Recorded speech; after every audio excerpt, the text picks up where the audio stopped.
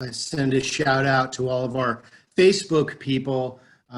This is our first time to do Facebook Live, and we're very excited and just welcome. We've been expecting you. Thank you for not disappointing us. And our monthly theme this month, August, is Inclusion in Action. And today's title is Better Together. Hence the song, Love Will Keep Us Together. Thank you, Tricia. So how do we come to build a beloved community in our hearts, in our minds, and in our world? Inclusion is the basis of all that there is. There is only one God. There's only one mind, one spirit, one power, constantly expressing as all that is.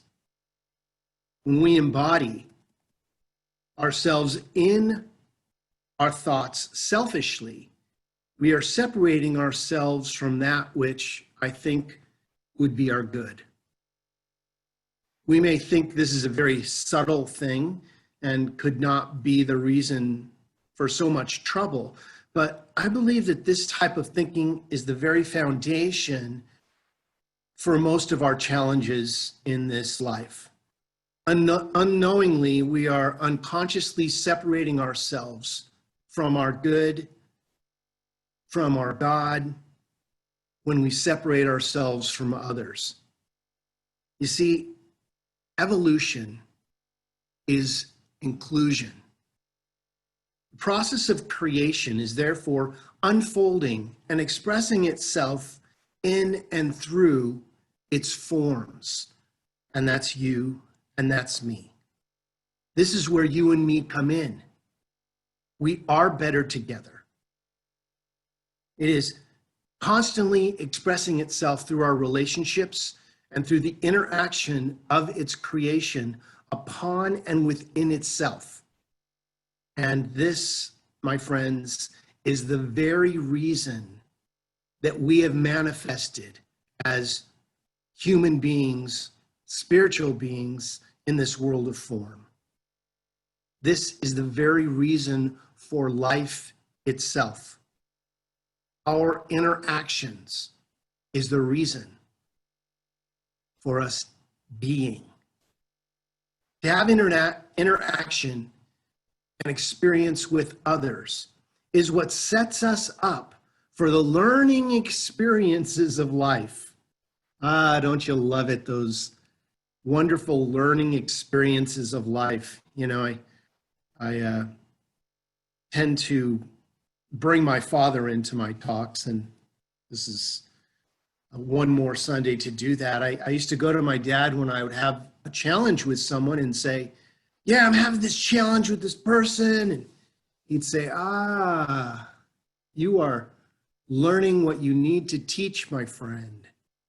You're like, he gets me every time, doesn't he? Well, to have interaction and experiences with others is where we get the spiritual content. It's when we can invite that spiritual energy into everything that we are, everything that we do, that the divine can infiltrate our consciousness. Each of these divine expressions, both singularly and collectively, is necessary and inseparable from the divine whole. You can go and separate yourself in the vast regions of the Arctic. I don't know if any of you have watched Alone, but the sensation of being alone, even for the people who love being alone, are starved for interaction. Some of these experiences have made us even build fake people in the wilderness to somehow have a relationship with, because we're so designed to have relationship. Truly, we would not exist as we do without the consciousness And whatever this divine energy is, evolving through us and into expression.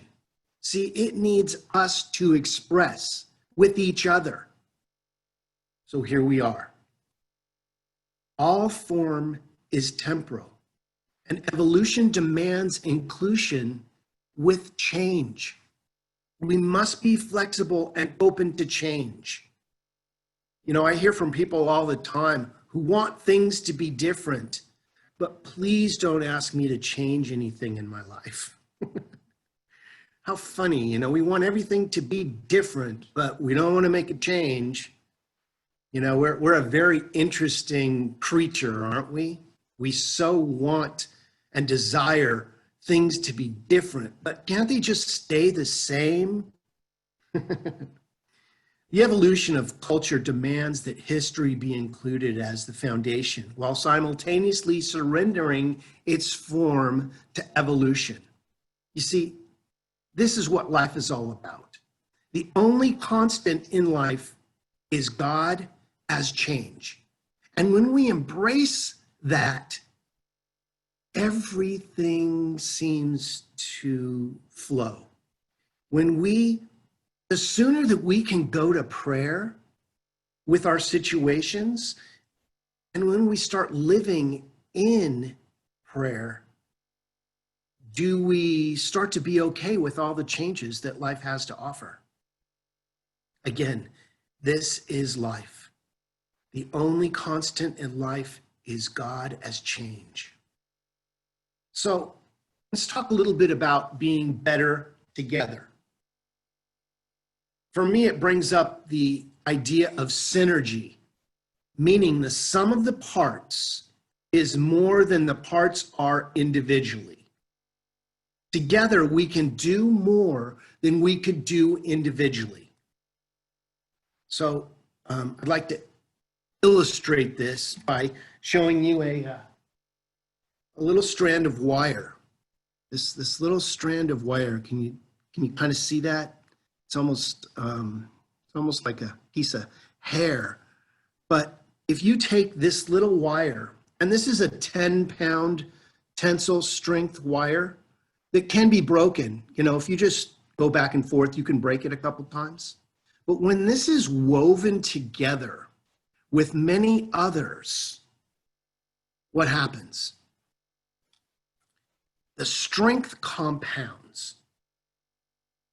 If we weave and wind several of these small wires together into a strand, and the number of wires that we put together depends on the job we're doing or what kind of a rope we want, but it can make a very strong cable, which can hold many pounds. We've seen great bridges that are supported with these cables.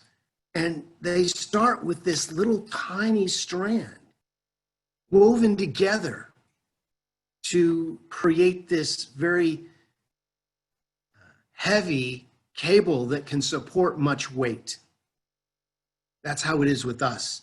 The more that we are together, the more the weight of the world is lessened. Different applications need different size rope and will give us different size strength. But braiding these together, soon you'll have an unbreakable cable capable of handling a great weight. Just as our inclusion of more and different wires yields stronger and more versatile wire that expands these uses, the strength and effectiveness of wire, our inclusion of more and different cultures, views, and individualized expression of humanity creates an expanded, stronger, and more effective community. This is why we are stronger and better together.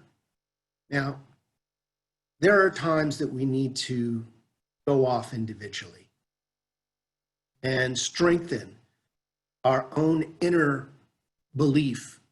Sometimes we need to process something individually that can't be processed collectively and maybe shouldn't be. You know, if you're processing something, it can be messy. But when we come back together, we have had an inner growth in grace and character that will strengthen each other. And like my dad said, you're learning what you came here to teach. And once you've been through an experience, when someone comes to you and says, how did you handle that? You can tell them what worked for you. Now, it may not work for them, but giving an idea of how you got through it can assist another person with not having to have as much pain, possibly. See, we are intertwined like a beautiful braided tapestry. A tapestry is made by weaving horizontal threads over and under a vertical thread. And then we squash them all together in a horizontal thread so that they are remarkably close together. And when all the colors go together, we get a pattern, thus completely hiding the vertical thread from view. And, you know, I'm not a basket weaver. I know some of you have done this and know how to make a tapestry. But there's something powerful in weaving different colors together. There is one energy, one organism expressing and experiencing itself as the seen and the unseen, an articulate illusion of varying vibrations. The lower vibrations are easier to see and form, and the higher vibrations are more difficult to see with the human eye, and for some remain unseen, but they are there. Some of us have developed our inner sight to be able to sense and feel that energy. We may walk into a room and be attracted to a certain person or energy because of what they're going through, that they may not even have spoken to you about, but because of being a sensitive and being sensitive with your own feelings, you can develop the ability to pick up on others. It's just like writing with your non-dominant hand. The more that you write with it, the more powerful it gets. The more that we can go into a room and sense others' energy with love, the more love there is in the world. While it is quite possible to unravel a physical tapestry, it's impossible to unravel the tapestry of the divine. All the energy is commingled like water in the ocean. Impossible to determine where one drop begins and the other may end, because there is no true separation of individualized expressions of energy. Truly, there is only one of us here, appearing as the tiny drops in a never-ending ocean of the divine. So we are better together. I'd like to give you just a couple more examples of this before I close out. So I'm a musician. I mean, I guess my favorite instrument is playing the stereo. I'm really good at that, right? All of us are musicians. You know how to play the stereo. Put your favorite music on. But if we look at the bands that have come through history, although there have been some great solo artists, if you look at the music that was made as a full band commingled, like the Beatles, they were better together. Now, they're incredible individual artists, which they showed after they went their own way, as it were.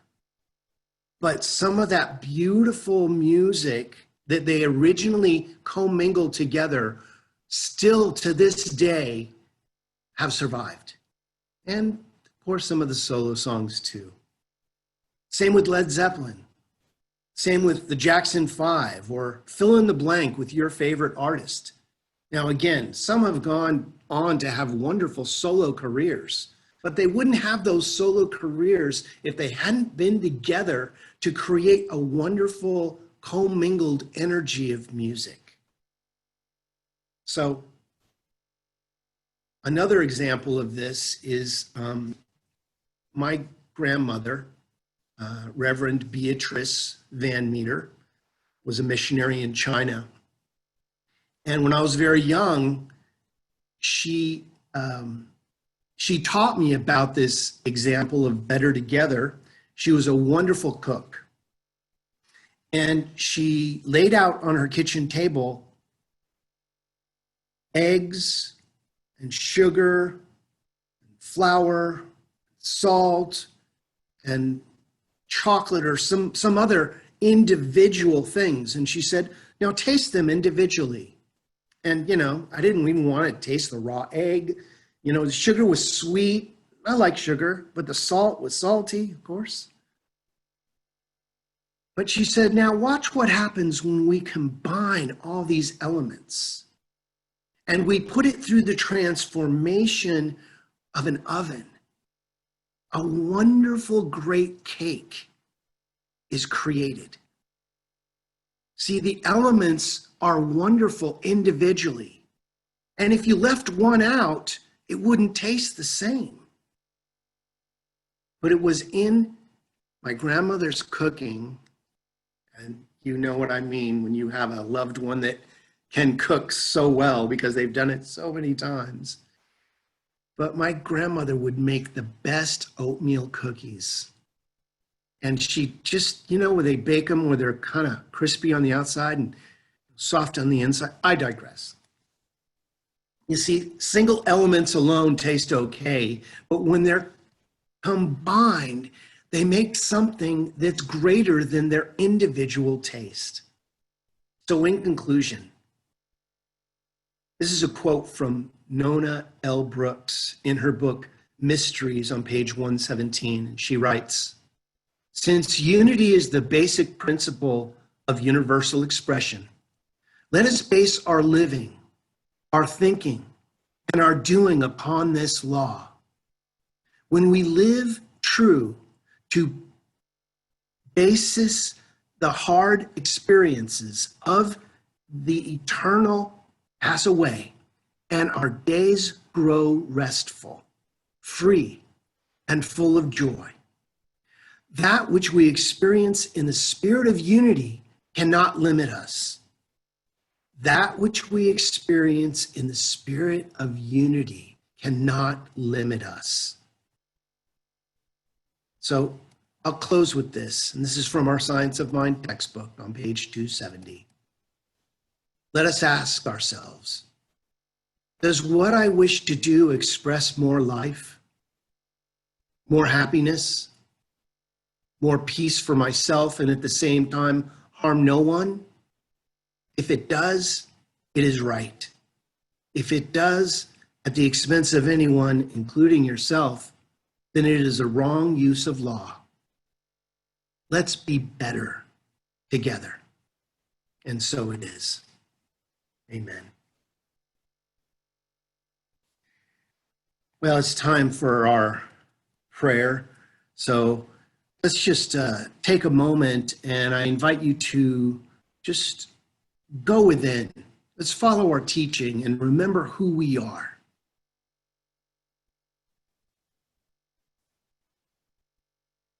There is a power.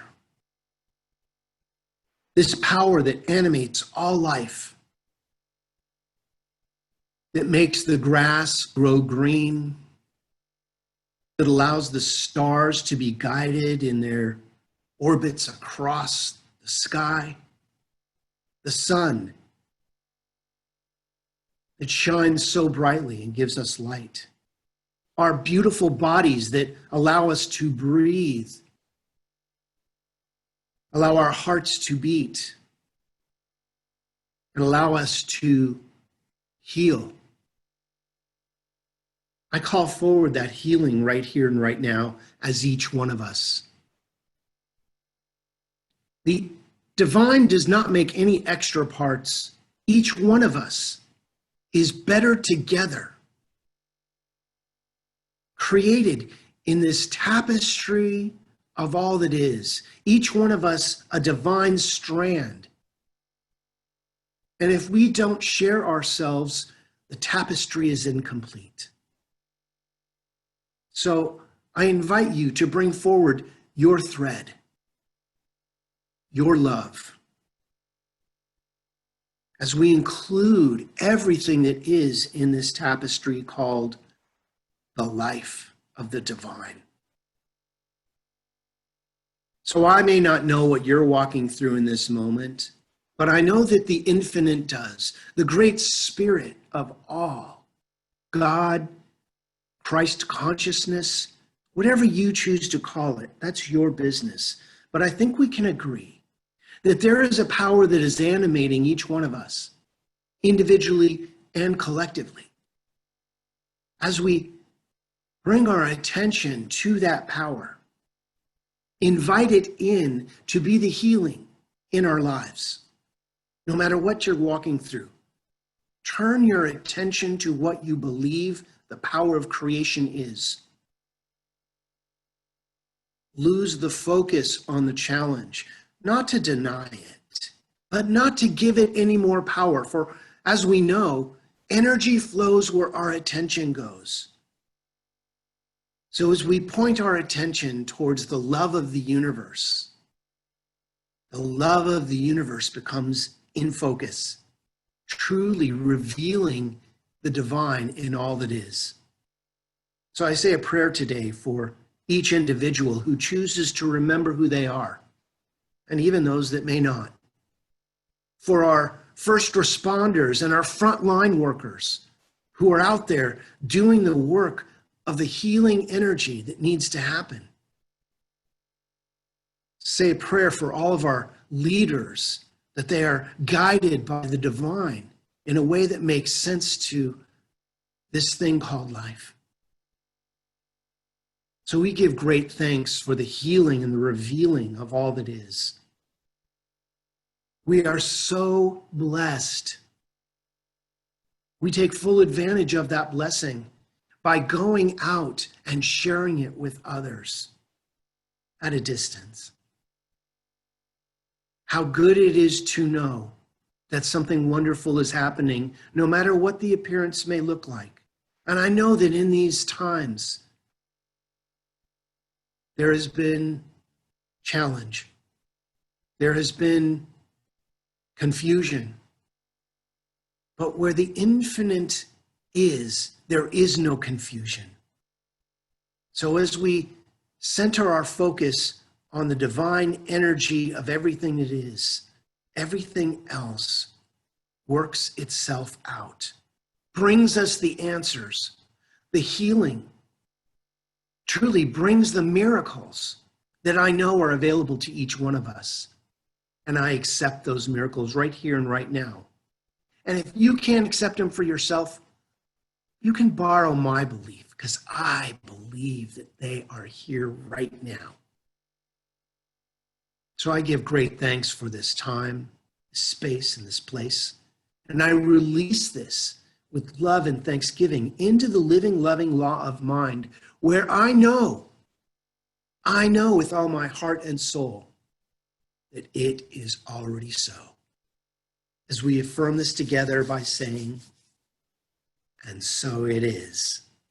Amen. Well, again, thank you for being here this morning. And it's now time for our offertory. So if you'd like to find your donate button, wherever it is for you, might be on our website page, but let's take our offering into our heart right now, and we're going to recite our offertory affirmation, which goes something like this. My prosperity flows from the divine through me to share with all. Once again, my prosperity flows from the divine through me to share with all. And so it is. So let's say a prayer for your offering. And I want to take this time to thank each and every one of our members and friends who has continued to give, even though we could not meet physically. We still have a building to support. We are still paying all of our staff just as if we were there. And we just appreciate so much everything that you can give to allow our building to be ready for us when we come back. So let's say a prayer for that offering. From the love of pure spiritual energy, these tithes and gifts have been collected. They're evidence of our faith, our belief, and our ability to manifest in this world of form. They do good work in the world and are returned to the giver as they bless the receiver. We are so blessed to be together forever, as we affirm this together by saying, so it is. Amen.